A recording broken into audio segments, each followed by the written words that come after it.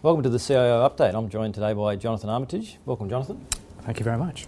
So we continue to see US markets hit record high. Volatility continues to be pretty low. This seems to have yielded some pretty attractive returns for investors. It certainly has, and I think that's because you've seen continued relatively robust earnings growth out of the US.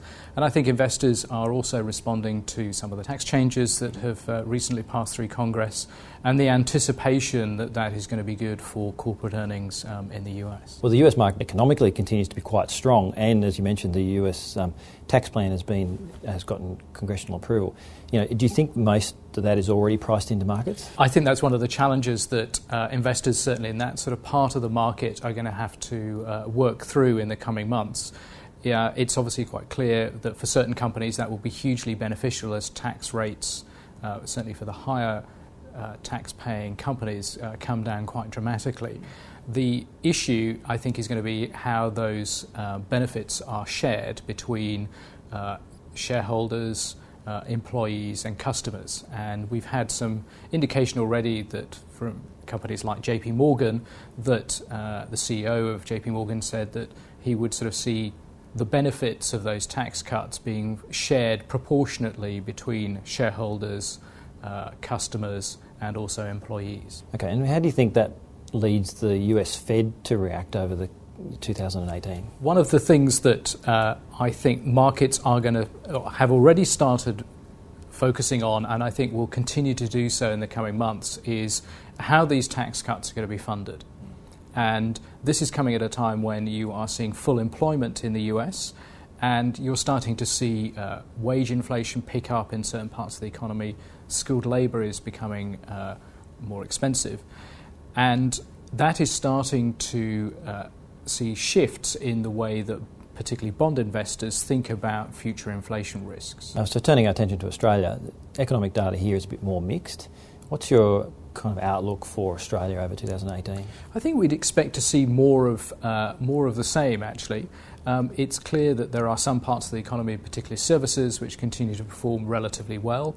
You've seen quite a strong rebound in commodity prices, which helps the resources sector. The challenge here in Australia is in areas like retail and the fact that productivity gains across the Australian economy have been relatively weak. And so there are some pluses and minuses within that. We continue to see that there will be economic growth, but we expect that to sort of translate into relatively muted earnings growth here in Australia relative to other parts of the world. Okay, one aspect that's been quite topical of late is super funds in Australia seeming to underreport some of their growth asset exposure. Do you have a view on this? I think that this is actually quite a sort of complex issue. And there are no sort of clear guidelines around the way that different superannuation funds will look at growth assets as opposed to defensive assets. Our own view has been a relatively conservative one. We're very clear around what we see as defensive assets and what we see as sort of growth assets. And we're very clear that when we talk about those allocations within our various investment options, that we are absolutely able to stand behind the definitions behind those different components in everyone's investment option. Given that markets are quite buoyant, let's talk about risk for a second. What are the key risks that you are concerned about in looking forward through 2018? I think one of the clear ones, and you've sort of mentioned this a couple of times, is that markets have performed particularly well in the last sort of 12 months or so. And one of the sort of potential risks is actually that equity markets in particular have got slightly ahead of themselves, and that the earnings growth from companies doesn't match the expectations that investors currently have.